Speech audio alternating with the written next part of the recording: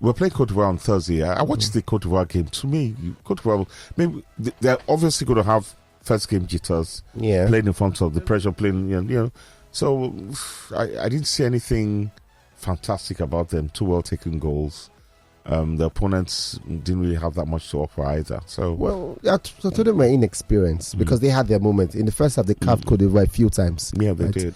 And I thought that, look, if the strength for Cote d'Ivoire is the individual players. Fofana hit the woodwork, scored a good goal. Frank Kessié obviously showed quality. Those quality. Beyond those, and that's for me the question of what Passero must be thinking about those two guys. How do we stop and go past? If we give those two guys the opportunity to control that midfield, they were done for. Yeah, but for Passero, if we're going to look at, I wonder what our listeners are thinking. I think the we're not too sound. I agree that central defensive pairing could have been better, but that was our major problem was the lack of creativity in the middle of the park. And even then, when we did great chances, Victor Osimhen.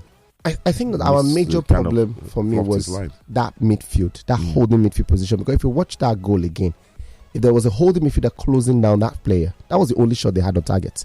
In a position where we should have a holding midfielder blocking. Yeah, I think that was just basically poor play between I think Onyeka and Iwobi. Normally, if it was in the DDR, I'm not saying we don't concede goals, but he knows that, okay, that's my position. I'm supposed to be the one guarding the front of the defense. So I'm saying against these guys, because Fofana's goal was just around that area too. We have to ensure that somebody's there closing down. You must press. You must press. Yeah, don't give them time. But in a football match, we do all agree that you can't defend for 90 minutes, and there's always a possibility of this guy scored with the only shot on target. Yeah. But the question is, one must give Victor Osimhen and Ademola Lookman for the wonderful assist. In fact, they came in right back within seconds of their go-ahead goal. But what happens if we're in a game with Cote d'Ivoire and we need to score? Because now that game is a must not lose, obviously. But it's a must not lose. In fact, it's something. No, we can't lose. We can't afford to lose. We can't afford to lose. Mathematically, we can still qualify. If we lose, there's no maths here. If we lose, if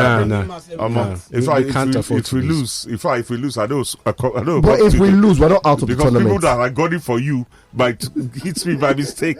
We're not out of the tournament. If we lose, the most we can have is 4 points. Exactly. And the that most can we still can take have, us to the next stage. and that might not be. That's calculator stuff. So I'm looking at the situation that we can beat Cote d'Ivoire, and we should. We can. I know we can. We will beat Cote d'Ivoire. We can beat. They will jeer. But they will jeer.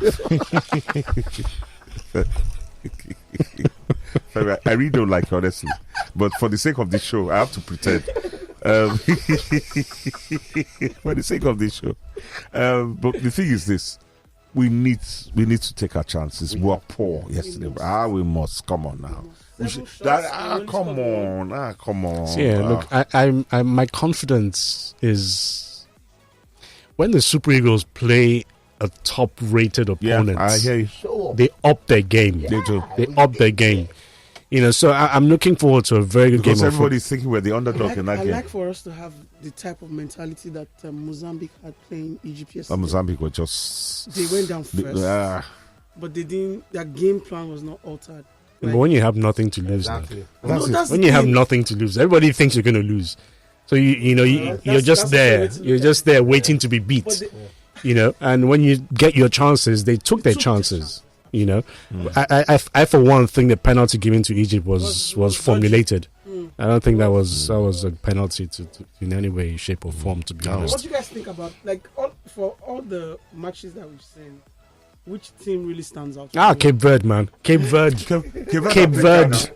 No. Mozambique have played Cape Verde. Mozambique have played Egypt. If you ask me, I like their physical. That's typical.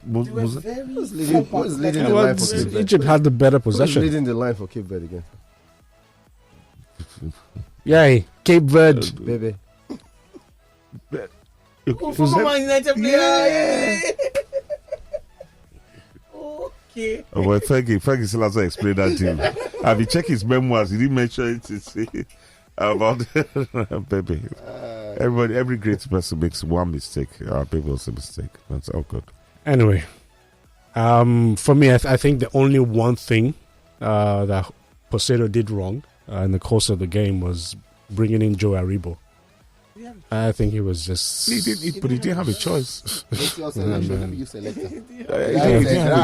Aribo should not be in the national team in the first place. That's one player who I think... But excuse me, if that's one player. And I think we'll be very fair with what's on this morning. But for me, I want to put my word, Frank Onyeka. Brentford want to sell him. I don't see what. No, Onyeka. I don't think. I think Aribo is it's at that Aribo's position. I say what Aribo is offering the team. Onyeka does it better. Does he? Yes. Which also say much for Aribo.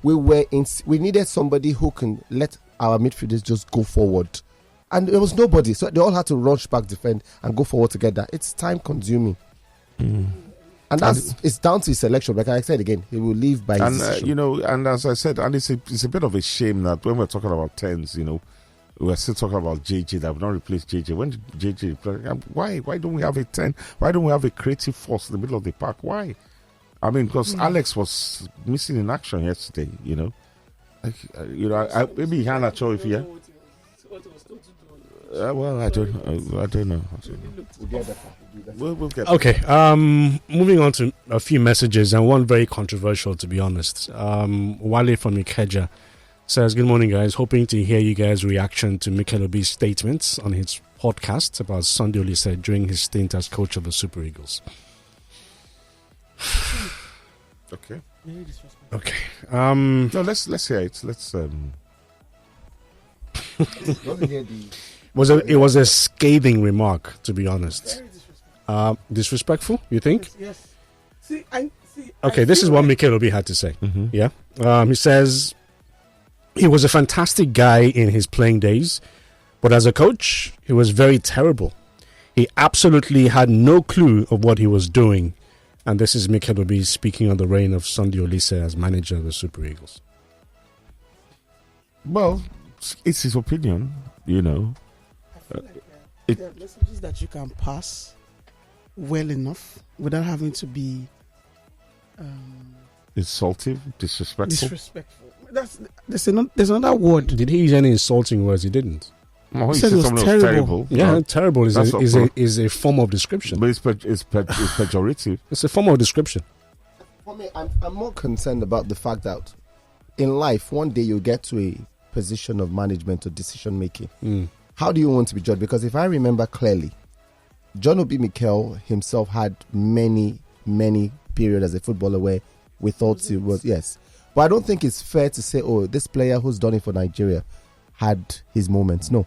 I think he could have used a different word by saying, look, that's what I'm saying. We didn't get along. Simple. Yeah, we didn't work. No. If he says we didn't get along, then that means he's personalizing the issue.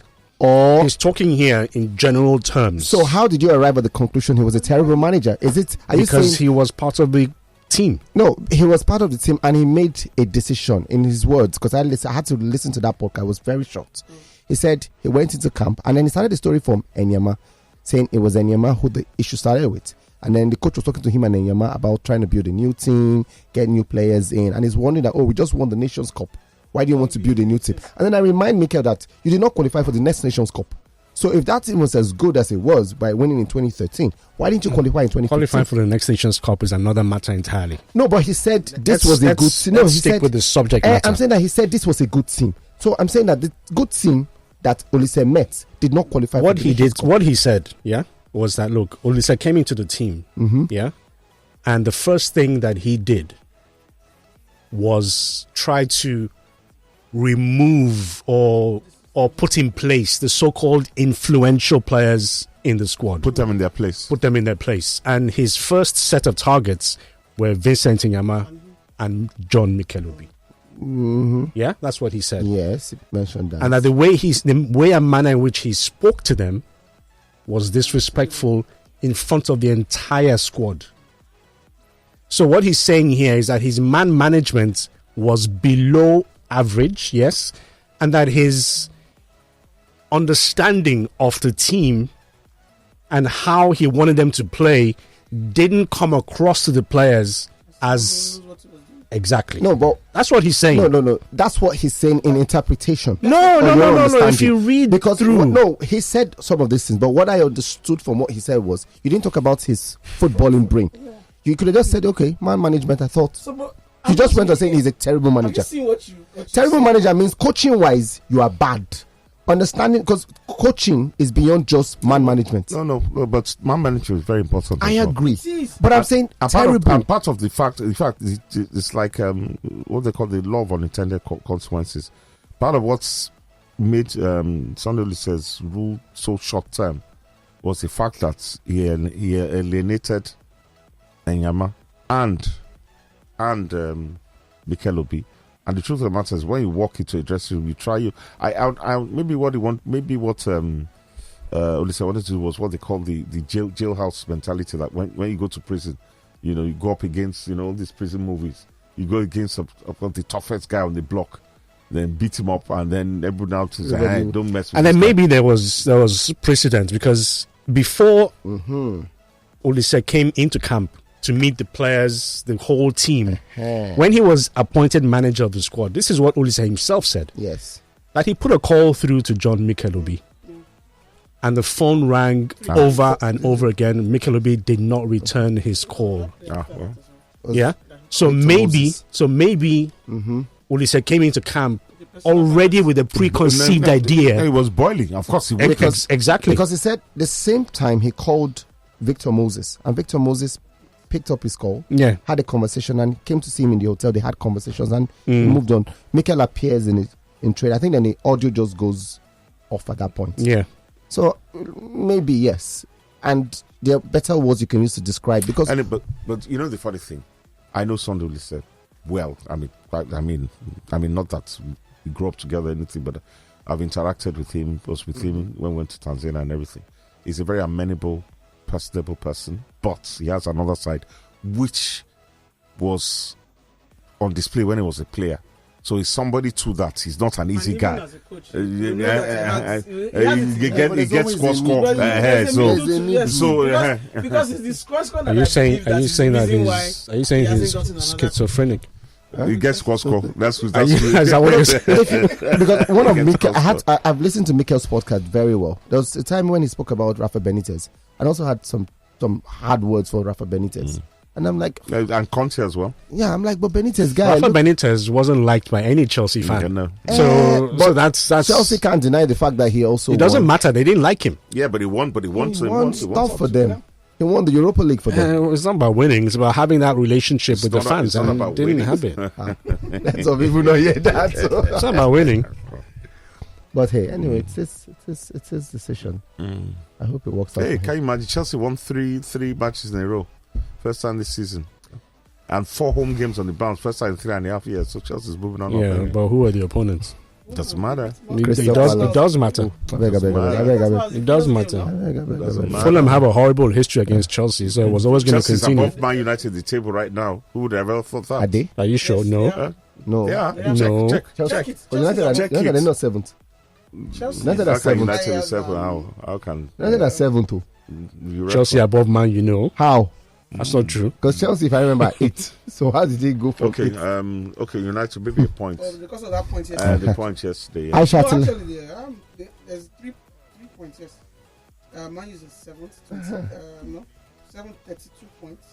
Just I told you who's on top? Who's on top? That's what we're saying now. The points. But you were saying Chelsea were above them now. It's not true now. The season ends like this. No. It's not true. Accept that you lied. This one here says, good morning, Sports Zone. In as much as a lot of us will like to criticize Coach Pesero for yesterday's game, our players were the major culprits. He was blameless. I shall not say our players. Victor Osimhen was a major culprit. Let's be specific here. Sorry, ladies and gentlemen, that's Charles Anazodo. He said standing for Real Madrid last night. We're not afraid of saying what we saw. That's our job now. Say what we saw. I just want to say I like Victor Osimhen a lot. That's all I'm saying. She says, thank God for Real Madrid last night. They made my weekend awesome with that victory against Barcelona to win our first trophy of the season. Aisha Tilola. We've also got this one here. It says, good morning, guys. Maybe like when people say not so nice things about him. Remember what you said about yesterday's match on Friday. Now you are saying same with Ivory Coast. It's Ivory Coast, not Seychelles. Child, don't let it get to the point where boys go block you for road. All right, thank you very much. This says, good morning, guys of Sports Zone. My name is Emeka. I'm so happy that at long last it looks like a decent goalkeeper is playing. Wabele's confidence was great. Yusuf was La Vida Loca, covering almost every single grass on the field. It's just obvious that Passero doesn't understand African football, though he's not a bad coach, but I do not think he's good enough for the job he's handling. Thank you, Wabili. Thank you, Yusuf. Thank you, Simen. Thank you. I think we should just relax with the Wabili thing. Just chill. just chill. This one says, I'm very impressed with Al Hassan, Yusuf and Lukman yesterday. They were Super Eagles' best yesterday. Please, Iwobi doesn't deserve call-up again. Very atrocious, and was the reason we considered the goal. It was just ball watching. Shagun from Alagbuli. We've also got this here. Says, good morning, Sports Zone. Osimhen losing couple of chances. He says, happy for the weekend. Talking about Nigeria's match is painful. Osimhen losing couple of sitters. Moses Simon playing like a secondary school boy. Wabili conceding the only shot on target against Equatorial Guinea. It was very appalling that Ghana losing to Cape Verde and Barcelona losing to Real Madrid was able to bring smiles back to my face. And Man United and Nigeria's loss. Ike from the UK. We've also got this saying, good morning, guys and lady of Sports Zone. I was quite disappointed by the Super Eagles' performance yesterday, but we will take the draw. Al Hassan Yusuf was very impressive. Makes you wonder how he didn't make the initial 25-man squad, or why Jose Pesero didn't select 27. Genero Hansen from Worry. Let's go through more messages. Fortune from Ebutemeta says, KDB, now boss. I never wanted City to win the league, but with KDB problem day. Did Kudus of Ghana come for the Nations Cup? Yes. Kudus came to the nation. I'm Ghanaian supporters are livid. Yeah. He didn't play. He was on the bench. Why? Because he arrived late. Oh, I see. He arrived late, and what the fans went crazy about was that he came to camp with officials of West Ham United, feeling like a king. Really? Why do Africa? I don't know why this. Why do Africans behave that way? West Ham of every club. We'll not be exactly. come Real Madrid. Wasn't there Vini Junior there? The stats reeled out yesterday for DDIU. Impressive. It's 8th Nations Cup. Yeah, to what effect? To what effect? It's epoch-making. That's for Andrew. Not Andrew. Dede. To what effect? And then 35. 35. If he plays again, he equals Rigobert Song's record, 36 games. But you know how many titles Rigobert won? Every Cameroon have 5 titles. Yeah. 2 of them belong to Nigeria. 1988 and 2008 anywhere. 2 of them belong to Nigeria. 2 of them belong to Nigeria. Which one? 84? 88. They beat us fair and square. They beat us in 84. No, they beat in 1984 when Onibide they beat us fair and square. That was a very young team, Stephen Keshi. They were much more experienced and they won. But 88 were cheated, 2000 were cheated. Hello, good morning. Hello. I can hear you. Good morning. Good morning. I just want to make a little contribution. Go ahead. The baby Femi was talking about is not the one that played for Manchester United. The one who played for Manchester played for Angola. Oh, okay. All right. Thank you very much. Thank you for pointing out Femi's misinformation. Thank you. You still okay? That's why he called. Okay. Yeah. Thanks. Thank you. All right. So moving on. We're done with the news hound. There'll be no more reactions from that. No. Yeah. No. Okay. No. I think it's time for our listeners to call in and comment on Nigeria's game. Let's see how balanced it'll be. Hello. Good morning. Hello. Yeah. Let's take this one. It says, "Good morning, guys. Why is anybody not talking about the empty stadium in the Nigeria versus Equatorial Guinea game? Yinka from Ogudu. Yinka, I think it's the regular, when it comes to African football. If you watch every other edition of the Africa Cup of Nations, when the host nation is not playing or when any top team is not playing, this is what you would normally get. I don't think it's that the players, or rather the fans, do not appreciate the fact that these star teams are on parade, but it's just normal. It's just normal. We're going to get that. We hear that the Nigeria-Ivory Coast game is already sold out. Yeah. So you're going to see more in terms of crowd appreciation. So it's nothing really to talk about, to be honest. What I'll tell you to do is wait for Thursday's round of games. I think there's Egypt-Ghana, somewhere around there. There's Senegal against Cameroon. They are top games. Egypt-Ghana. It's part of our predictions from Thursday. That's going to be crazy, Cable. Senegal, Cameroon. What's crazy about that? Ghana will collect now. Egypt will beat them. Everybody knows. Ghana will collect. It's Senegal, Cameroon that is sweet. Hello, good morning. Hello, good morning. Good morning, Thomas. Good morning. My name is Thomas. Morning, Thomas. How now? How you doing? It's okay. How you doing? I'm fine. Good morning, sir. Good morning. Well, like I said, this of the pudding is in the eating. What the pudding do now, we have seen it. Keep our fingers crossed. Like there's a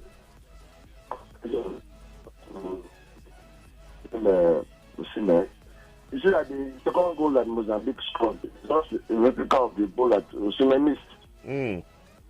So all the big name stars, they have the best attack.